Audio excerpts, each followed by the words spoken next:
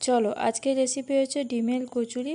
তার জন্য এখানে নিয়েছি ময়দা, ময়দার মধ্যে দিয়ে দেবো পরিমাণ মতো চিনি, পরিমাণ মতো লবণ, পরিমাণ মতো সাদা তেল দিয়ে ভালোভাবে ময়দাটাকে মাখিয়ে নিতে হবে। এবারে দিয়ে দেবো পরিমাণ মতো জল দিয়ে ভালোভাবে ডোটা নিয়ে নিতে হবে। এখানে একটা বাটিতে দুটো সেদ্ধ করা আলু আর একটা সেদ্ধ ডিম ভালোভাবে এই চপারের সাহায্যে কুড়িয়ে নিতে হবে। এরপর কোরানো হয়ে গেলে এর মধ্যে দিয়ে দিতে হবে 1 চামচের মতো লাল লঙ্কার গুঁড়ো, স্বাদ মতো লবণ, পরিমাণ মতো চিনি দিয়ে দিতে হবে। আর এরপর দিয়ে দিতে হবে পরিমাণ মতো রোস্টেড জিরে গুঁড়ো দিয়ে ভালোভাবে মাখিয়ে নিতে হবে। মাখানো হয়ে গেলে ওই ময়দার থেকে কিছুটা পরিমাণ লেচি কেটে এইভাবে পুরটাকে দিয়ে দিতে হবে।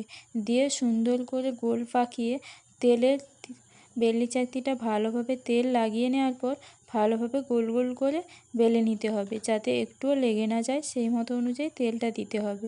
এবার কড়াইতে তেলগুলো গরম হয়ে গেলে এবার এক পাশ সুন্দর করে ভাজা হয়ে গেলে এক পাশ উল্টে সুন্দর করে সবকটা আমি এইভাবে ফুলকো ফুলকো করে ভেজে নেব। দেখো তো রেসিপিটা কেমন লাগলো।